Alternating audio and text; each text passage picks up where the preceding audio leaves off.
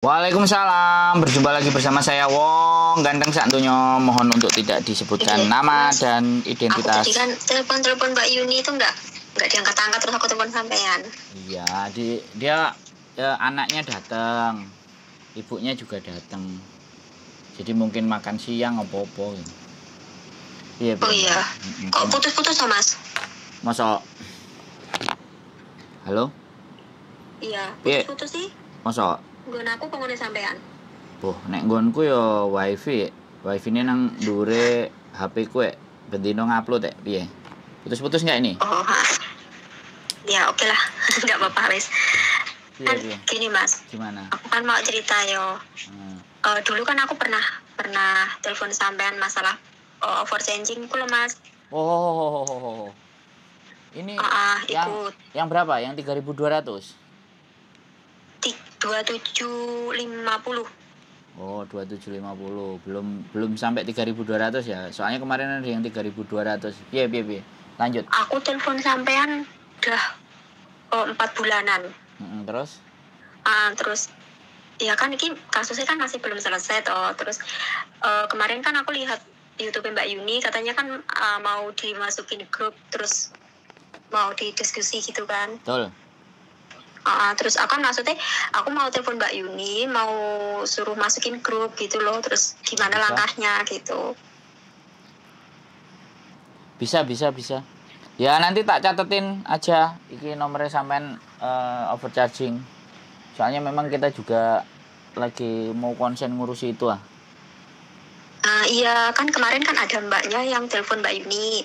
Terus itu kemungkinan satu PT sama aku, kemungkinan ya. Okay. Satu kan kita lapor ke BP2MI, terus udah ke KJRI juga. Terus kemarin ada temanku yang udah mediasi sama BP2MI, PT juga. Terus katanya kan udah clear. Terus uangnya kan mau dikembalikan gitu, tapi nggak tahu itu udah apa belum gitu. Terus kok yang beberapa mbaknya itu terbengkalai, maksudnya kok belum ada mediasi selanjutnya gitu loh. Ya nggak apa-apa, dikumpulin aja. Atau sampean kasih tahu yang ada seperti itu, suruh ngubungi saya atau ngubungi Miss Yuni. Nanti kita data, kita tata, kita atur bagaimana sedemikian rupa.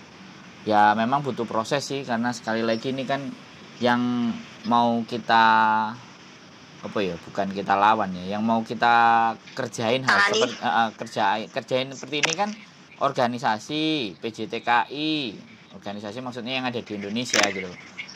Sebuah perusahaan, terus kementerian, terus lembaga lah, itu kan ngeri kan Mbak. Jadi ini kita sudah nggak terlalu fokus ke bea cukai lagi. Kita lagi ngurusin sampean ini gimana solusinya, dan kita harus punya siap saksi, kemudian siap dokumen pembuktian, belum lagi pengacara. Nah itu kan butuh banyak gitu loh yang mau kita diskusikan, karena ini kan yang sejak zaman dahulu kala hal-hal seperti ini yang sampai sekarang kan. Iya, yang sampai sekarang tidak pernah ada jeluntrungan penyelesaiannya seperti apa, dan pihaknya teman-teman yang selalu jadi korban kan seperti itu gitu.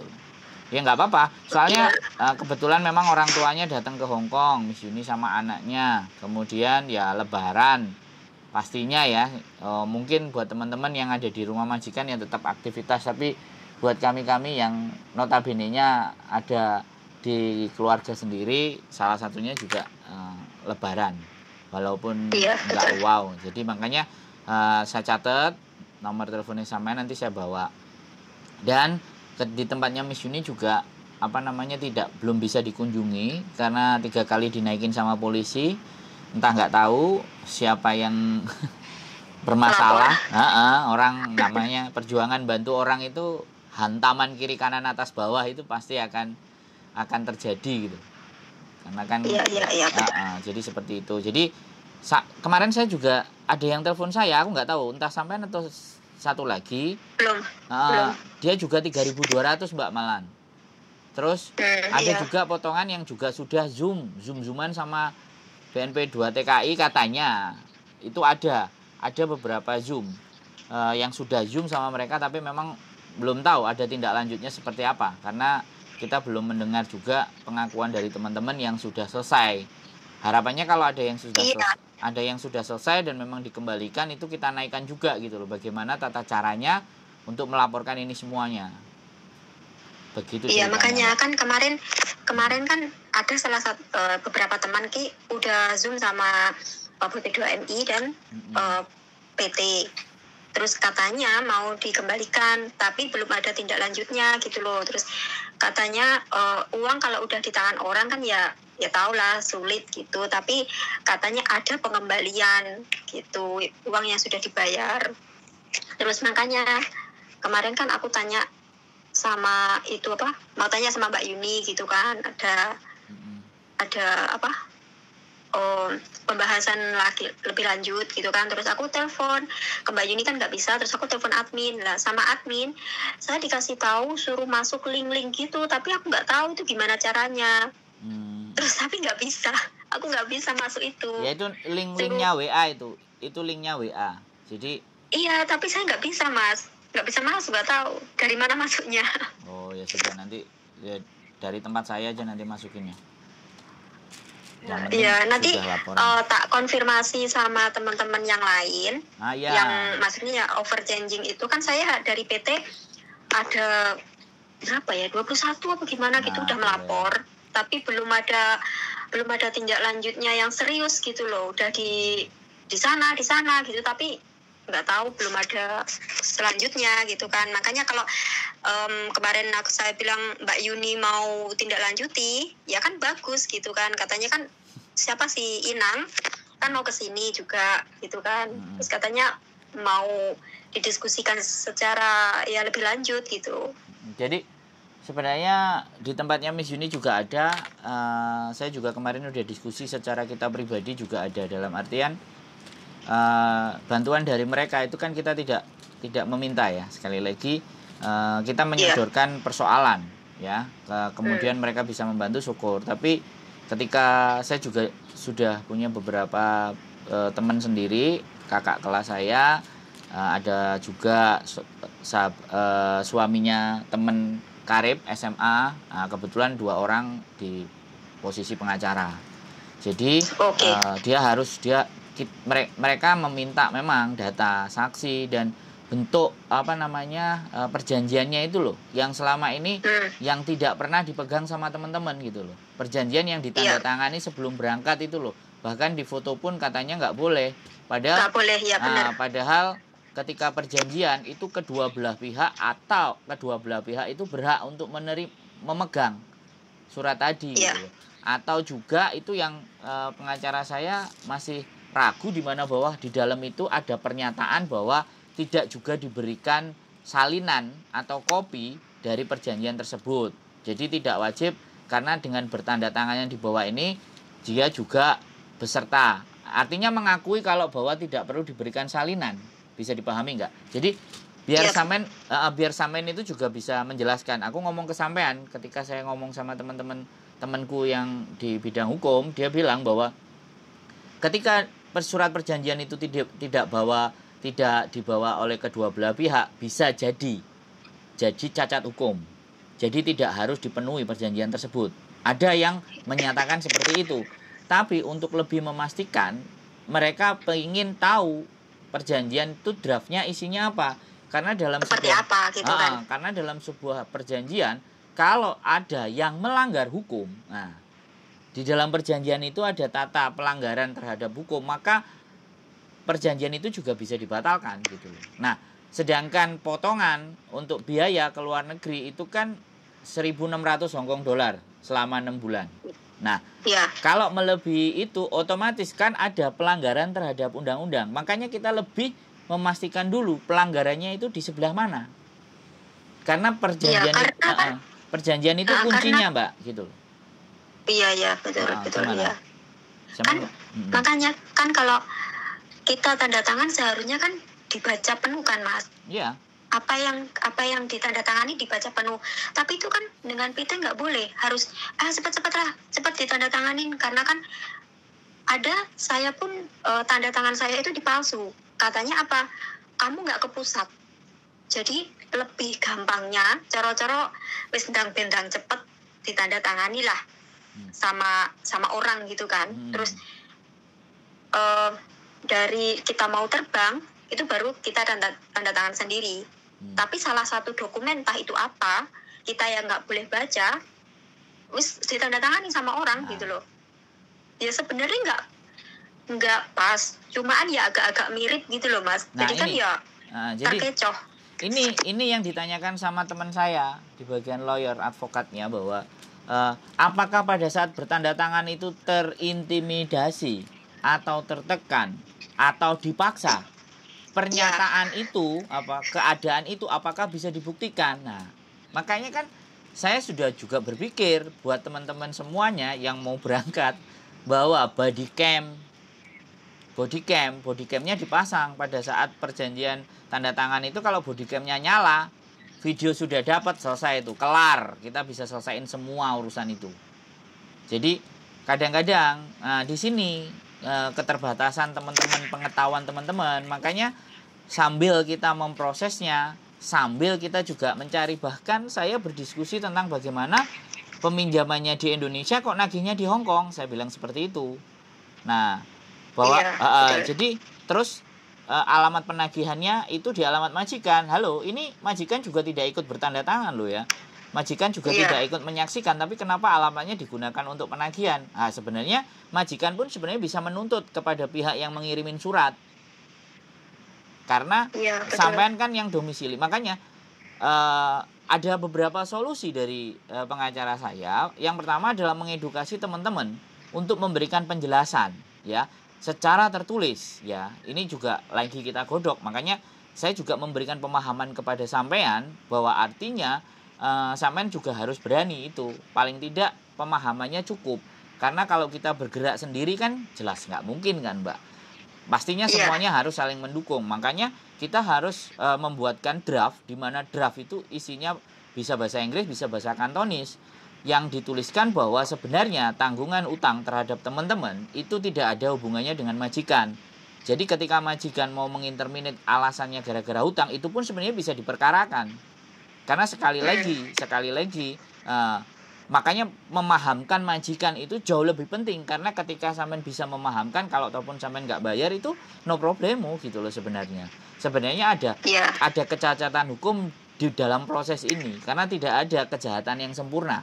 Bisa dipahami nggak? Nah ini yang harus kita cari. Di mana celahnya? Di mana sisi keberaniannya teman-teman untuk pelan-pelan bisa mengungkap hal-hal seperti ini gitu loh. Jadi perjanjiannya di Indonesia ya sama ketika ngutangnya di Hong Kong ya, beberapa teman-teman ngutangnya Hong Kong, kemudian yang ditagih di Indonesia. Nah coba, nah ini loh, cuman pemahamannya teman-teman itu nggak tepat, dan teman-teman itu semuanya takut karena PT itu memegang segalanya.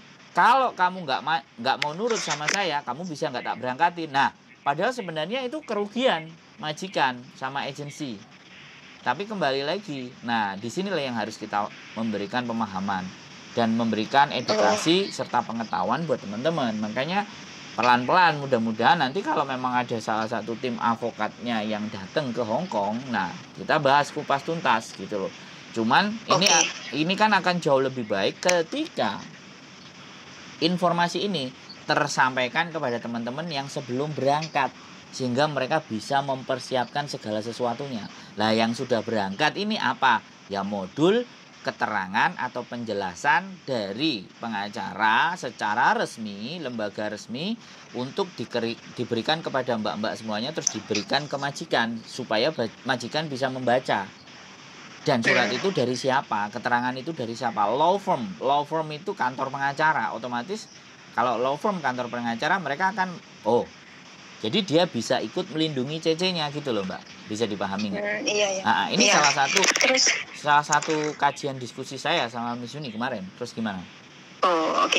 Terus gini, kan surat kan masih datang ya Mas. Kemarin kan saya kira itu udah nggak datang kan, beberapa bulan kan nggak datang. Terus kemarin kok kan datang lagi gitu kan.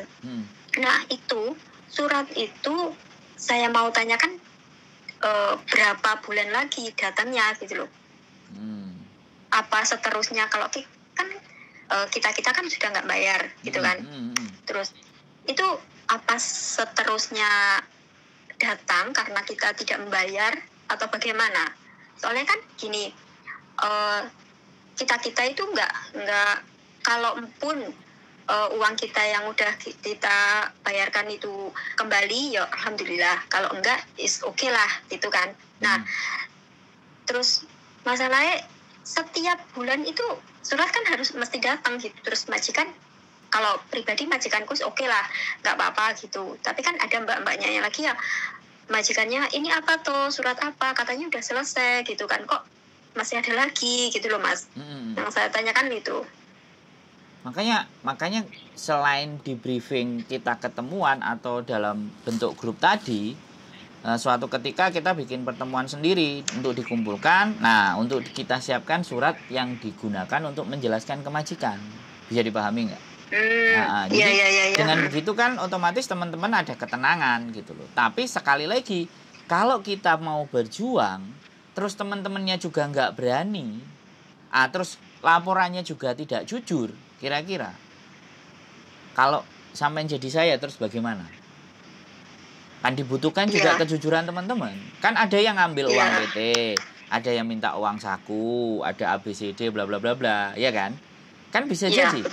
Bisa jadi. Saya tidak underestimate ya, atau tidak suuzon ya. Sekali lagi, ada yang minta uang ke PT, terus akhirnya ya uang itu ditambahkan dalam bentuk potongan, tapi ternyata mbaknya laporannya ke kita nggak ngomong, nggak mengakui. Nah, bisa dipahami nggak? Nah, jadi menjadi orang baik itu menurut saya kembali lagi ya, banyak lika-likunya mbak. Bahkan ditipu, bahkan dibohongi, laporan yang nggak benar. Bisa dipahami nggak sampean? Jadi teman-teman ini terkadang satu sisi ketakutan, kekhawatiran, tapi pengen melawan. Nah, kita yang sudah jelas-jelas kalau sampean lihat nampang di channel YouTube, mukanya ada, coba apa nggak menjadi sasaran gembuk, ya kan? Secara sosial media. Apalagi ada yang mau ngomong somasi. Ayo, sudah ada seperti itu juga mbak. Makanya itu kan sudah terjadi ke banyak konten-konten kreator di Indonesia sana gitu. Jadi karena memang posisi kita di Hong Kong, maka hukum Hong Kong ya sah-sah saja gitu.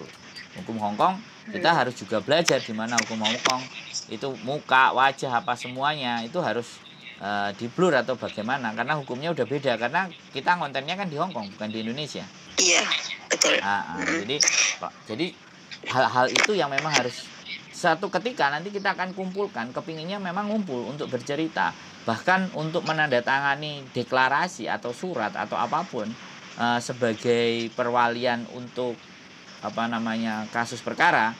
Karena teman-teman ada posisi di Hong Kong, otomatis kalau kita mau perkarakan kan harus menggunakan wakil, harus dikuasakan kepada pengacara.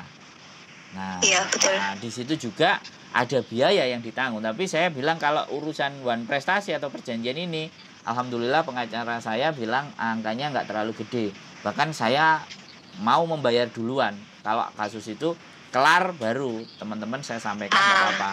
Jadi jadi sekali lagi ya mbak, jasa pengacara ya, kita nggak menampilkan hal tersebut ya kan. Sekali lagi ini kita mau perang gitu. Kalau mau perang kita nggak bawa apa-apa, sedangkan musuh kita bawa granat, musuh kita bawa senapan, ya selesai kan mbak. Iya betul. Jadi minimalnya kita bawa pisau sama tameng di badannya supaya kalau dibedil itu nggak masalah. Membunuhnya pakai nusuk jarak pendek kan, kita harus deketin dulu kan. Nah itu tuh logikanya seperti itu. Ini sesuatu yang complicated tapi rumit dan nggak terselesaikan. Nah mudah-mudahan dengan adanya konten sosial media ini di sini, semua teman-teman itu terus berani untuk speak up dan berbicara gitu loh. Dan kita naikkan ke sosial media. Jadi kalau ke sosial media ini kan siapapun akhirnya jadi bisa mengkonsumsi dan bisa jadi ngerti dan bisa jadi tahu, oh kenyataannya seperti itu, oh begini, oh begitu. Kayak anak Lampung kemarin menghujat pemerintah daerahnya ya kan, dari Australia dia ngomong. Bima itu ya? Ya kan? Coba. Oke. Nah, kalau teman-teman kayak gini semuanya dan berani menceritakan kejadian yang terjadi di situ. Nah, yang ngomong 50-60 apa enggak lebih sadis dari Garangan tadi? Garangan itu terkuak itu karena semuanya mau ngomong, semuanya mau dipublish, korbannya mau bercerita. Itu satu-satu loh Mbak. Aku menyaksikan itu tanda tangan materainya. Jadi kalau kamu mau nambahin hukumannya dia, kamu tanda tangan. Kalau kamu membiarkan dia bebas ya silahkan, nggak usah kamu tanda tangani. Wow, langsung cepet-cepet tanda tangan Mbak materai. Terus dan kronologisnya beda-beda loh Mbak. Cerita kronologis. Makanya termasuk PT nanti ini juga bisa kronologisnya kan bisa macam-macam diperlakukan. Kalau ternyata dipelajari kronologisnya semuanya sama dan mengarah ke satu tersangka misalnya, itu sudah menang Mbak. Karena kalaupun Mas, kan kita satu PT itu kan udah lebih dari 10 orang. Bahkan lebih dari 20 orang.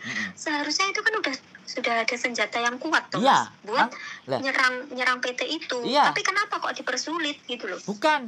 Bukan masalah dipersulit. Si korbannya ini ngomong kepada yang bagian dari mereka, bisa dipahami nggak? Paham nggak? Maksudnya? Gini maksudnya? Sampean mau berangkat itu pasti kan PT, PJTKI, oke? Nah, yang membawa PJTKI siapa? BNP 2 TKI kan? Iya. Nah, sekarang sampai laporannya ke atasannya dari PJTKI. Tapi kenapa di BNP 2 TKI belum memberikan rilisnya? Belum memberikan keputusannya? Coba. Ada apa dengan mereka? Bisa dipahami nggak? Iya kan kemarin kan sudah kan kita kan sudah ke pusat ya, Terus ke Pak siapa? Ya itulah pokoknya. Ke Pak itu juga gitu loh.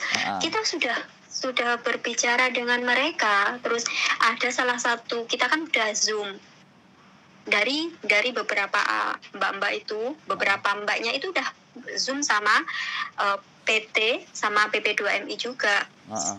Sama ya gitu. Terus katanya kan maksudnya kenapa yang satunya belum, yang satunya sudah gitu loh Mas. Harusnya kan satu PT. Itu kan satu PT. Ayo yang speak up itu jangan ngomong diem aja. Ayo kita ngomong di sini gitu loh.